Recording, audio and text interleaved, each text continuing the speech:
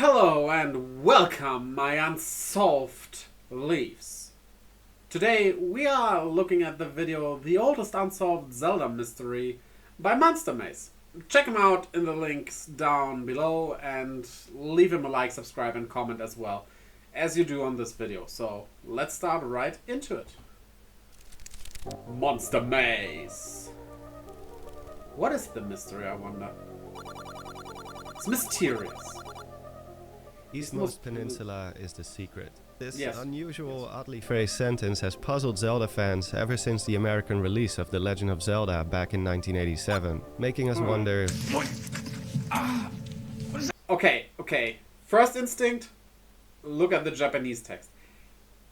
Joke's on you though, because I think this was never in Japanese. I think this game was always in English. It was a thing with old games from the NES era, like Super Mario Bros. Also didn't have Japanese text. Not sure about Zelda, but that would be my first instinct to check out if there is that thing. Does it mean? But I bet It's he one of did those that. unsolved mysteries of which the series has built up quite the repertoire over the past decades. But what makes this one special is that not only is it perhaps the oldest unsolved Zelda mystery, it's the type of mystery that extends beyond the border of the TV screen, out of the fictional realm of Hyrule and into our own reality. Because the actual meta meaning behind the mystery. phrase is perhaps the least interesting aspect of it, and only one small part of a much larger enigma. In fact, we have a pretty good idea what it means, as there's not that many options. And while Nintendo has never confirmed anything, and likely never will, the option that's generally viewed as the most likely, I think, is probably the right answer from a logical standpoint. So let's start with the quote itself, where it came from, its implications, and of course, what it's referring to. Dejima? So throughout your quest to save Hyrule, Link will receive a plethora of items, upgrades and hints from various friendly NPCs. Mainly these old men and women hiding inside caves and dungeons. The most famous of course being the old guy who gives you the first sword and says, "It's dangerous to go alone, take this." Which is arguably the most iconic moment in Zelda history. Now, aside from handing out lethal weaponry to little kids, many of them will instead clue you in on puzzle solutions, where to find better gear, how to beat certain enemies, that kind of stuff. And while a bit cryptic on occasion, some of these hints can be quite helpful, especially when combined with the information inside the map. Never thought about that, but the old man in Breath of the Wild, which, spoiler I guess, is the king, is he a nod to these old guys that help you? Huh. The Eastmost Peninsula quote is one such hint, and for many players it's likely one of the first pieces of info they will stumble upon, because the old guy who utters the phrase is found in level 1, the first and most accessible dungeon in the game. Now, those who know their Zelda history will notice that the quote I'm showing here is actually the revised version and not the original. The original text famously features a typo in the word peninsula. In fact, most versions of the game feature this mistake. The original, the Game Boy Advanced version, the GameCube, Wii and Wii U port, so on and so forth. What? It wouldn't be until the release of the NES Classic Mini 30 years after What? that they finally decided to correct it, and every port since uses the revised text, including the That's such an easy fix. Okay. Switch port. If you're a real stickler for language, you'll also know that eastmost is not actually a word, and is likely a bastardization of easternmost, which is a real term. In general, the sentence has that clumsy, uncanny syntax. That could just be a case of not having enough space available. Could be. NES games are limited after all. Or it's just bad English because Japanese people have written it, and no one to bash on Japanese people, but you know, even today there are still examples of very bad English in manga and other media. Which was quite prevalent in video games of this era. You know, the type where you sort of know what it's trying to convey, but no... Okay, congratulations, I can explain actually. It's R and L are the same in Japanese, so they often just don't know which one to use if they aren't like fluent in English. So, yeah. Native English speaker would ever phrase it like that. This story is We'll happy get back end. to that later. First, let's talk about what it means. Eastmost or easternmost is pretty self-explanatory. It's the furthest to the east. Peninsula, Hey, besides the I live inferior where you sequel call to it Train to that. Busan, is a landmass that is mostly surrounded by water but still connected to the mainland. So it's almost an island, but not quite. A wannabe island. Fun fact, in Germany we call those half islands. I think that makes a lot of sense. If you will. As for the second part, I think that one also speaks for itself. It's a rather unconventional way of saying it holds a secret or hides a secret. So basically, there's a secret on a peninsula furthest to the east somewhere. Now, there are two interpretations that are by far the most prevalent. Option 1 is that it points to this part of the overworld, which is indeed the only location on the map that would qualify as a peninsula. It's surrounded. Though I would not call that east. That's north. It's wonky. Surrounded by water on all sides, save for a small corridor that connects it to the rest of Hyrule. Option 2, which is a little less popular but still brought up quite frequently, is that the so-called peninsula is referring to the location of the Triforce piece inside level 1. The reasoning here is that since the Triforce piece is located in the room furthest to the east, and this part of the structure also protrudes from the dungeon at large, in a way you could consider it sort of a peninsula. There's also the notion that the majority of the old men you find inside dungeons will provide some kind of clue that's relevant to the dungeon you're in, be it a hidden pathway, something related to the dungeon item, the weakness of an enemy or boss present in said dungeon, etc. The final argument used to support option 2 is that the old man uses the word secret, and allegedly whenever the word secret is used, it often correlates to a Triforce piece. Now, as you may have guessed, I do not subscribe to option 2, for a couple of reasons. First and foremost, the idea that the word secret is mostly tied to the Triforce piece is a bunch of baloney. Secret is probably the most prevalent word in...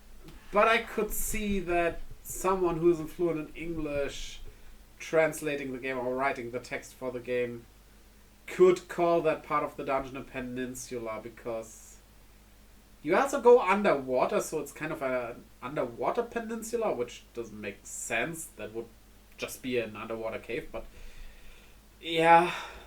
The entire game, and it refers to all sorts of things. The entrance to a dungeon, secret rooms, rupees, the properties of an item, the location of an item. Everything's a secret in this game. In short, the idea that the word secret is somehow tied to the Triforce is kind of a false positive. And the same goes for the notion that most, if not all of the old men's hints correlate to the dungeon they're found in, as I can think of at least 4 where that's not the case. My second problem is that it would be a bit strange to waste an entire hint on something that doesn't need to be pointed out, especially in such a cryptic way. Yeah, because that's first true. of all, that's what the compass is for. Its one and only function in this game is to show you exactly which room holds the Triforce piece. And in this case, That the compass is found just a couple of rooms over from the old man. Level 1 is also not exactly the most complicated dungeon to navigate. There's only 3 directions to follow, and all of them are straightforward. One leads to the old man, one to the bow, and one to the boomerang, boss, and Triforce piece respectively. That's it. Lastly, the whole peninsula thing, it just doesn't make a lot of sense to me. Sure, if you squint your eyes and pretend that all the black parts of the screen are water, then sure, it's a peninsula, I guess. But you gotta admit that it's a bit of a stretch and a rather odd terminology to use to describe something like this, even if they were being cryptic on purpose. To me, option 1 is simply the more logical choice, and, you know, sometimes the easiest answer is I also agree. the right one.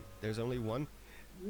Yeah, he says sometimes, but technically, speaking purely on physics and stuff, the most logical one is the most likely one thing when it comes to stuff like this. It's not always true, of course, but most often that is just the case. Place in the entire game that classifies as an actual peninsula. It lies on the eastern border of the map, and it holds no less than 3 secrets. Well, 2.5. One is not exactly hidden in the traditional sense. At the bottom of the peninsula there is what looks like a dungeon entrance, but is actually an old man with a potion or heart container. Second is a hollowed out tree with a money-making game inside. And lastly, there's a fake wall you can walk through which leads to another dungeon-like building, but is instead a cave with a moblin who gives you rupees. In this case, a whopping 100. It's a secret to everybody. The easternmost peninsula holds a secret. A secret to everybody.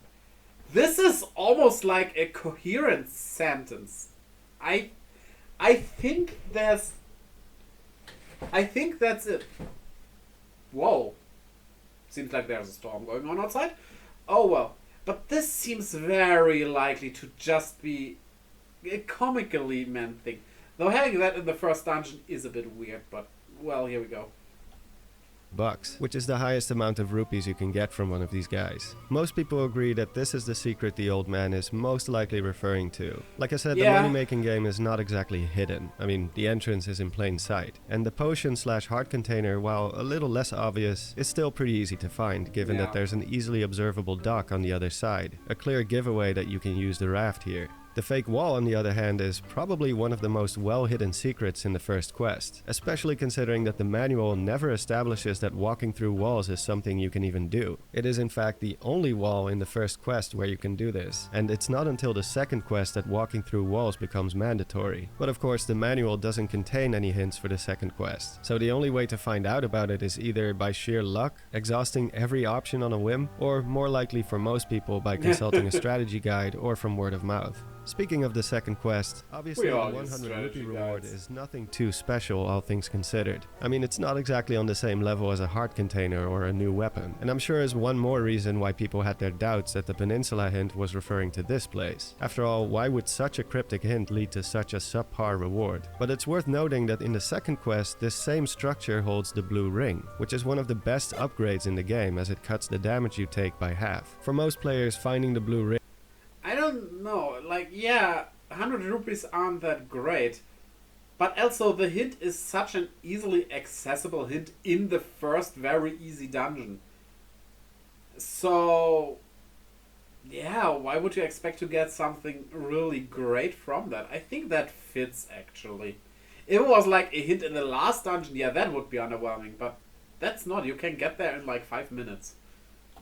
Ring is pretty much mandatory if you want to stand any chance at beating the second quest. And if you didn't know about the fake wall in the first quest, you wouldn't know about it in the second quest either. So in the long run, it's a pretty important location to be aware of. If there's anything in the game that warrants some kind of hint or clue, it would be this. Granted, it didn't help much due to its poor choice of words and cryptic nature, but, you know, at least they tried. One final piece of evidence I want to provide just for the hell of it, and because I've never seen anyone bring it up before, is that in the official Japanese strategy guide, this part of the overworld actually has a name attributed to it, which is actually quite rare, believe it or not. As opposed to later games, only a few areas in the original Zelda have geographical names, like Death Mountain, Spectacle Rock, the Graveyard, the Forest of Maze, which would later become known as the Lost Woods, and, well, that's about the extent of it. For the most part, they tend to use letters to refer to specific areas like Screen J or the ruins of A. But in this particular guide, the location is called Dejima, which refers to a couple of things. First and foremost, it's a real historical place in Japan, specifically a former artificial island connected to the mainland of Nagasaki by bridge. Oh, look at that, the Dutch were here too, because of course we were. Furthermore, the most literal translation of Dejima I could find is an island jutting out from the inland. And lastly, aka a peninsula. Yeah, makes sense. In Japanese gardening, it's apparently a term used for a place projecting into a pond, like a peninsula. Anyway, while the odds of getting an official confirmation from Nintendo after all this time are slim to none, I think the meaning behind the peninsula quote is a pretty open and shut case. It is simply the most logical conclusion, and most of the evidence seems to point in this direction. So let's move on to the second part of the mystery, and for that, we have to talk about localization. The Legend of Localization, that's good. Despite being regarded as an absolute classic, the game is pretty infamous for just how bad the localization is. To be fair, this was the case with a lot of foreign video games of its era, so people tend to look past it, especially since the... I think it's mainly due to Japanese people translating it instead of people who speak actual English. And I'm talking about people who aren't fluent in English, so... It's like they asked their neighbor, hey, can you speak English? Yeah, sure I can. Sure. The amount of text in these games is pretty minimal. If you grew up watching AVGN, you'll be all too familiar with the many legendary translation and spelling errors plaguing the NES library. Now, in the case of Zelda, which is only available in 2 languages, most of the translations are pretty harmless. Sometimes it lacks some of the nuance, but when go north, west, south, and west in the Lost Woods. Ah, that can be so confusing though. Compared to the original Japanese, it generally does convey the same information, or at least it tries to. It's also worth noting that at least some of the odd phrasing can be attributed to the limitations of the hardware. I'm not gonna get too technical here, but apparently text was actually one of the more memory-intensive elements in video games back then. So technically that extra N in Peninsula is actually doing more damage than just being a typo. Because of this, text had to be kept short and concise. It's comparable to how news headlines are written, which is called block language. Even the original Japanese text does not use conventional kanji, but rather a Okay, so there is Japanese text. Yeah, the NES was just not capable of kanji, basically, because, like, kanji have so many strokes. How would you fit that in a, I think, 8 on 8 pixels or something? Like, just impossible for most of them. simplified version of Japanese known as katakana. There's also the fact that Not only katakana, also hiragana, probably. Japanese often requires fewer characters than English to convey the same information. Yes. Of course, it doesn't explain every questionable word choice, but it does highlight at least some of the struggles the translators had to deal with during localization. That being said, there's a few instances where the differences in the writing cannot be chalked up to a simple mistranslation or even misinterpretation. Instead, they are flat-out rewrites of the original Japanese. One famous example is the old man who says, "10th enemy has the bomb." For decades, it was a complete mystery what this hint even refers to, and that's because it's tied to a very obscure part of the game's coding. Eventually, people discovered that if you kill 9 enemies and then proceed to kill a 10th enemy with a bomb, all without getting hit a single time, you can force a guaranteed bomb drop. There's not a single mention about this mechanic in the manual or in any magazine or strategy guide, which is why it remained a mystery for so long. Only through the advent of ROM hacking and rigorous testing was the mystery eventually solved. Now, part of the confusion came from the fact that in the Japanese version, the same old man says something completely different, namely to search for the lion key. And there are more examples where the Japanese and English text simply do not match. And as you may have guessed, the Peninsula hint is among those texts that were rewritten as opposed to mistranslated. In Japanese, the old man in level 1 basically says that you cannot use arrows if you run out of rupees. Which is But. the old man in level 1 basically. Yes, it's saying something completely different, but the theory about the ruby guy being the secret mentioned there is a connection with the rupees there. Right? I think there is something here. Says that you cannot use arrows if you run out of rupees, which is a piece of advice that actually makes sense, since the bow is found in level 1. So not only is it relevant to the dungeon you're in, it helps you to understand how the bow works, which is a little counterintuitive. But the Peninsula hint doesn't do that, and just like the 10th enemy has the bomb hint, it left players confused more than anything. Now, there is one example where the rewrite is justified, which is the hint from the old man in level 5 who points out that certain enemies are weak against sound. I know what comes now. Has to do with a certain controller thing of the NES. Well, the NES is lagging and the Famicom has that. This refers to the pulse voice enemy, which on the Famicom can be insta-killed by yelling into the microphone on the controller. NANI? I just spent 4 hours on that joke. No, seriously, 4 hours of painstakingly animating a cartoon blob just for a 5-second clip. Why am I like this?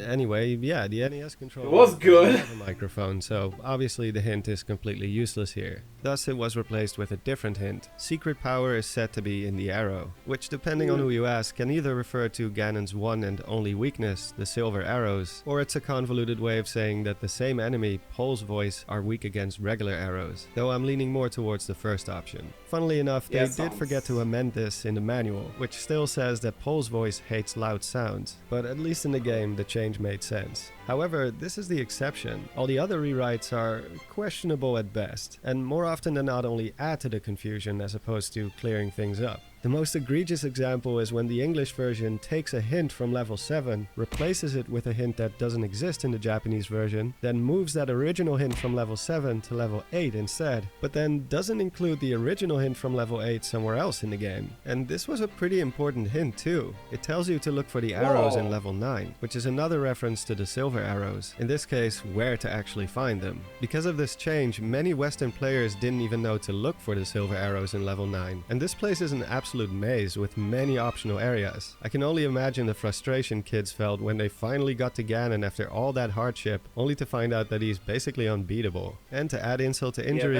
the manual hasn't been updated to accommodate for this now non-existent hint either. And while we're on the topic anyway, I might as well go off in a brief tangent, because during my research I noticed they made quite a few of these mistakes back then, where they constantly mix up different versions of the game, or show screenshots from older builds, or feature these weird discrepancies in the... But that's kind of typical. That's mainly because while the game is produced, these magazines already write their articles and stuff, and they just can't get the upgraded screenshots in time, so...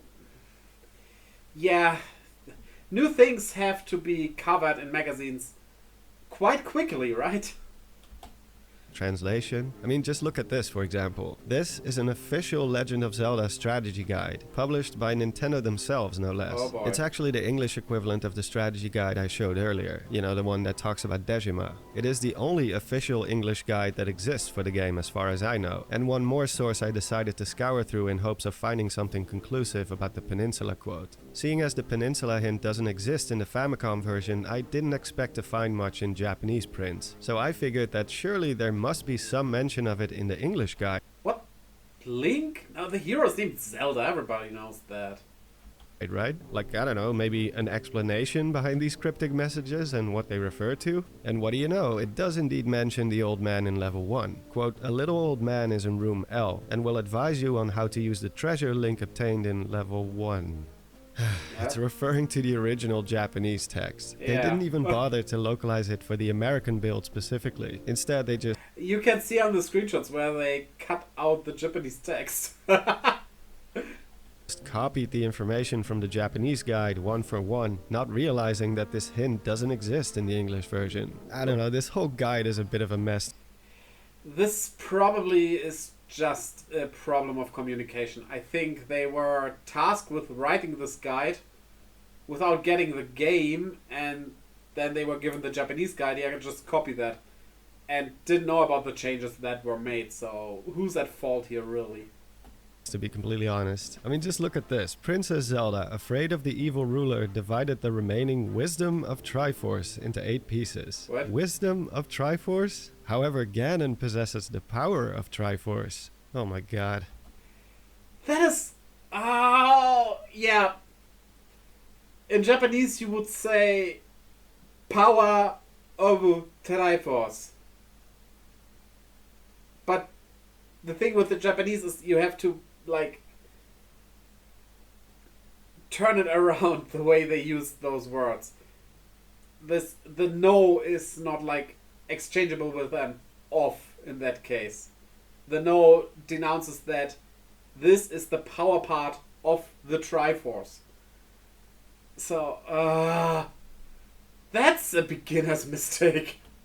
All this makes you wonder why these changes were made in the first place, and perhaps more importantly, by who. We know the localization of Zelda games can be hit or miss at times, and in regards to the English editions, it's usually Nintendo of America who are to blame, especially with the more recent titles. And there is at least some evidence that does point to their influence in the original Zelda as well, most notably with the Book of Magic, which in the original text is called Bible. This went against NOA's policy regarding religion in video games at the time, and so it was changed to Book of Magic instead. This kind of policy didn't exist in Japan, so it's not something a programmer sitting in an office in Kyoto in 1986 would have been aware of, meaning it was almost certainly Nintendo of America who requested this change. Now, that being said, I do have a hard time believing that it was also Nintendo of America who came up with the actual phrases we see in the final NES build. While it is true that localization wasn't handled nearly as professionally as it is nowadays, I would say that even for an amateur translator, the result here is beyond reasonable. I cannot imagine any native English speaker looking at these texts and thinking, yeah, that seems about right.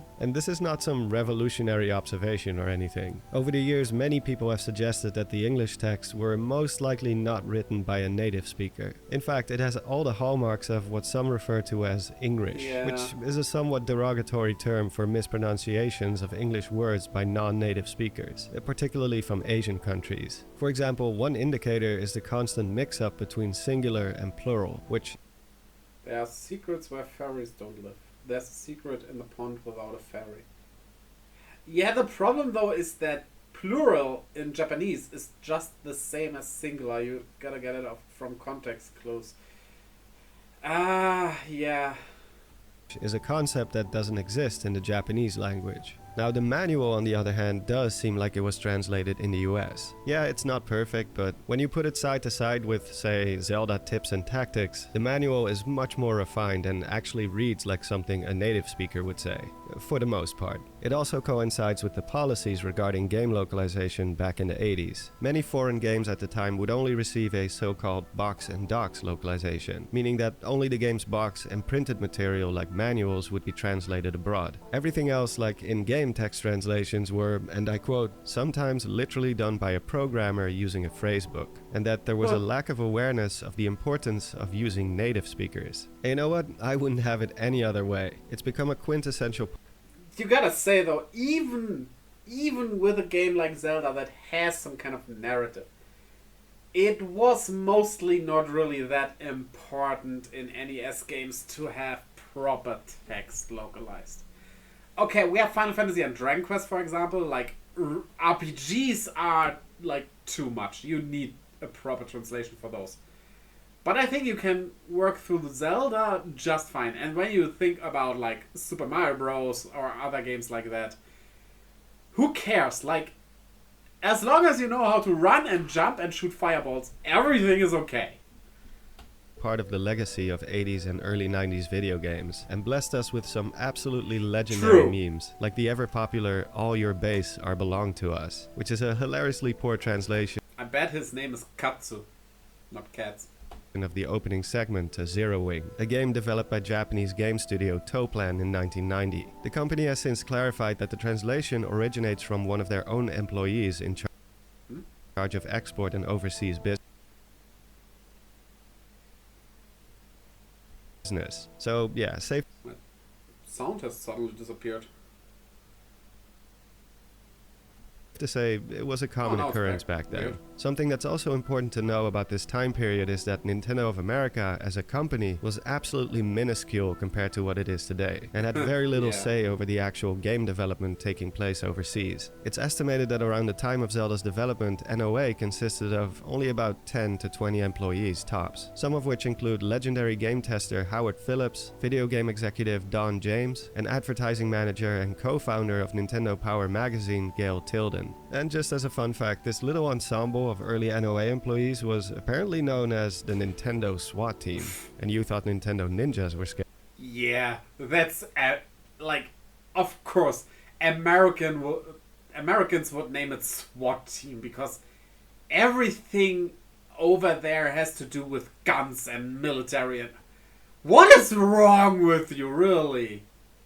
Scary. Now, the original version of my Zelda script featured a lengthy chapter in which I compiled all the evidence I could That's find somehow that funny points to to me. the developers being the ones who did the translating, not Nintendo of America. Like the fact that even the Famicom version has always featured a lot of English alongside the Japanese text. Not just UI stuff, but even the prologue is entirely written in Yeah. That's what I meant earlier, but they do still have... Wait, it's the same text, just a different font.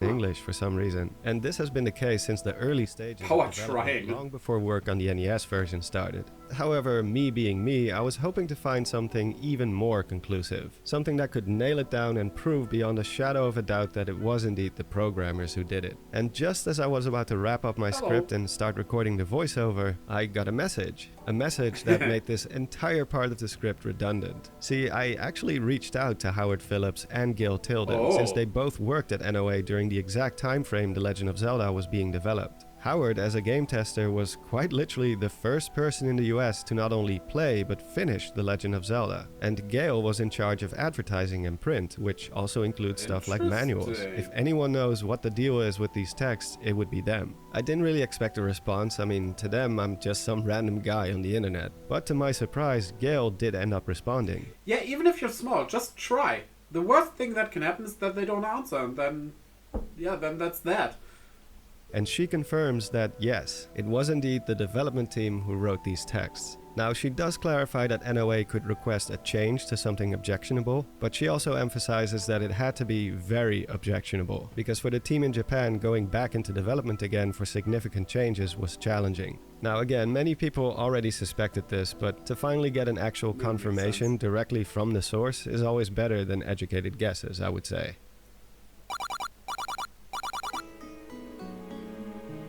So with all that said, this still leaves us with one final piece of the mystery. Why were some of the hints changed, and who opted for these revisions? Because despite the fact that we now know that the translation process was handled by the developers, that doesn't automatically prove that the decision to change some of the hints also originates from them, nor does it explain why. After all, the change I mentioned earlier where the Bible was renamed to Book of Magic was almost certainly requested by Nintendo of America, so we have at least one example of their influence on the in-game text. So for all we know, the folks at NOA may have thought that some of the original Japanese hints were unnecessary or too cryptic, and so they may have come up with a few of their own as a replacement. Probably not the literal text as they appear in-game, but more like a suggestion, like, hey, you know that fake wall you can walk through? Yeah, nobody's gonna find out about that without help, so how about we throw people a bone here? What do you say, Shigeru? Alright, maybe not that guy, but you know what I mean. Now, as plausible as it may seem, I don't think that's what happened. In fact, I'm pretty sure NOA had very little to do.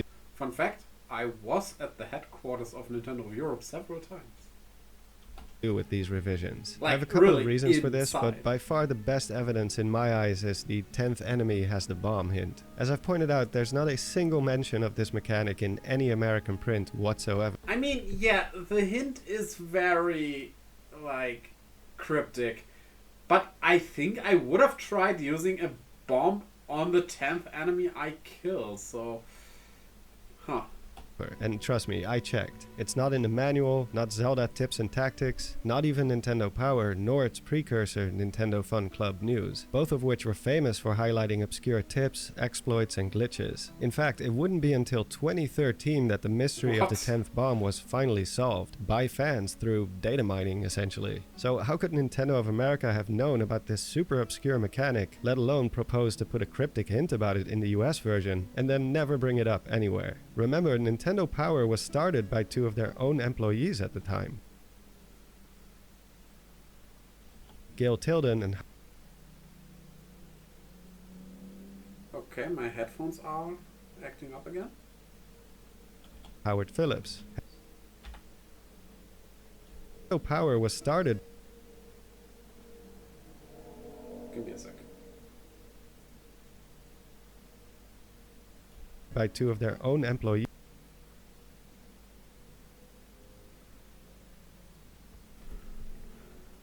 Give me a second.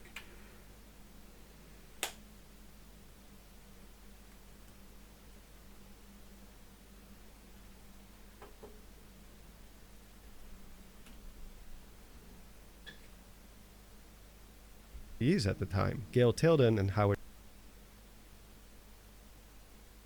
Okay, something is weird about them. Damn it. Phillips had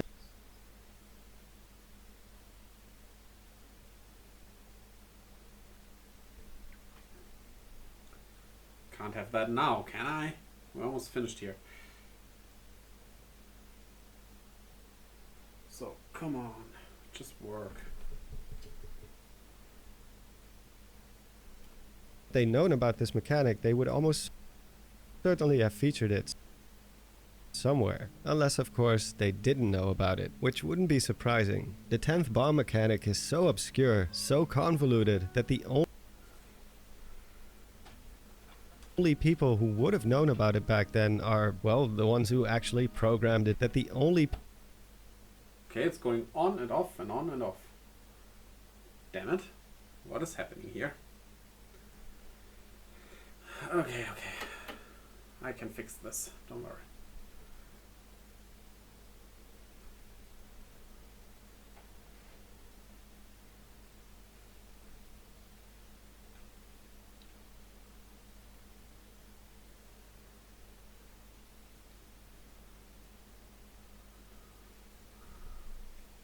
People who would have known about it back then are, well, the obscure, so convoluted that the only people who would have known about. Okay, for the rest of the video, do we have subtitles? Yeah, sorry about that. About it back then are, well, the ones who actually programmed it in. One also has to ask if Nintendo of America, which again only had about a dozen employees, so miscommunication was likely minimal, if they were the ones who came up with these revised hints, why would they still choose to refer to the Japanese hints in the manual? It doesn't make any sense, unless of course the manual was already localized before they actually got their hands on the American build. Howard Phillips did state in a Q&A that he game tested the Japanese version first, before it was translated, and the earliest English prototype known to exist is a build from February 23, 1987, only 6 months before the American retail version and a full year after the Famicom release. Yeah. What is the English prototype? Well, you're looking at it. Most of the footage I use is from the prototype. Bazinga! Truth be told, it's almost identical to the retail version, save for a few minor changes to the game's code, apparently. Anyway, once again, the evidence firmly points to the development team. Not only did they localize the Yeah, that's probably the version they used to just thoroughly test the game and see if there are any glitches or bugs and stuff. And sure, they never discover everything, but also you gotta remember, you cannot patch games. Not back then. the text, but it seems they were also the ones who came up with these revisions. Which only leaves us with why? Why would they change the hints to be so different? Especially since, by all accounts, it only made things more confusing for people. In this case, I don't have any hard proof to work with. The only ones who truly know are the original Japanese developers, and I don't think they're going to be available for comment anytime soon. So based on I don't think they remember anyway, like, it's been so long. my own speculations and best guesses, here's what I think happened. While it definitely didn't work, I do suspect that it may have been a botched attempt to... It's a well-known fact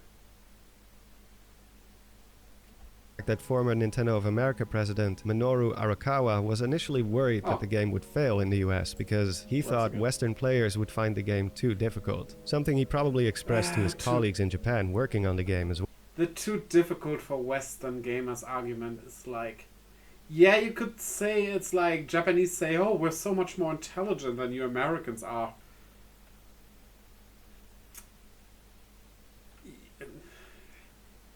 Well, yeah, no comment actually.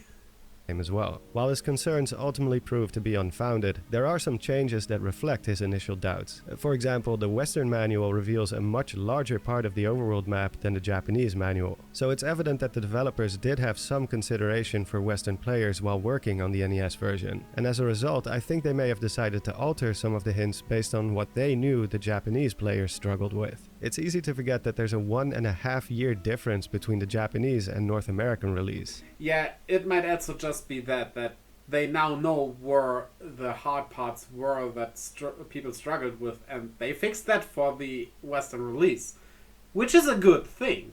Well, fixed. A makeshift fix, kinda, but, you know. That's an insane amount of time, and I would guess that most Japanese players had long since finished and scrutinized every inch of the game by that point, both the first and second quest. So perhaps the developers analyzed some of the most prominent questions and feedback they received from their Japanese audience during that time, and based on that data decided to make some preemptive changes to some of the hints for Western audiences. Maybe Japanese players complained about running out of bombs all the time and having to grind for more, which can be a bit of a problem in the game, and so they rather clumsily tried to provide a hint on how to get bombs more easily. Perhaps a lot of players got stuck in level 7, which wouldn't be surprising since the secret pathway that leads to the boss is pretty sneakily hidden. This may have given rise to the secret in the tip of the nose hint, which is a somewhat cryptic way of saying that this room, located in the tip of the demon's nose, hides the way forward to the Triforce piece. And finally, as I explained earlier, I can absolutely imagine that many players were completely oblivious to the fake wall, and thus they may have decided to remove the hint that explains how the bow and arrow works, which to be fair is also explained in the manual, and in its place came Eastmost Peninsula is the secret, a clue that was supposed to make things easier, but instead only led to confusion. You missed an N there in Peninsula. And that, my friends, is my long-winded coverage of a single sentence in a game from 1987. I Yeah, never a expected bit this video long. would end up being as long as it did, But it was here we very are interesting. anyway. I hope you found it entertaining, and if you did, I do have a couple more old-school Zelda mysteries on my list, so if it's something you'd like to see more of, be sure to let me know down in the comments. I want to give a massive thanks to Gail Tilden for taking the time to respond. Her information was pivotal, to say the least. I also want to give some love to Legends of Localization, which is a website run by professional game translator Clyde Mandolin. He has an entire article devoted to the differences between the Japanese and English text, so go check it out if you're interested to learn more about that. As always, a big thanks to my amazing Patreons and channel members. Yeah, patrons are awesome. Maybe I should set up a Patreon at one point as well. Currently, I don't have. This video was very informative and was more than I expected, honestly. So, yeah, again, go over to Monster Maze, like and subscribe this video, and put a comment here. Which comment do we do for the algorithm? I would say we put... It's a secret to everybody. Put that in the comments to show that you made it to the end. And also check out the video on screen here, chosen for you by YouTube themselves. Oh, crazy. And until next time, my friends, my leaves, bye. B. Check it out. Go. Come on. Check it out. Check.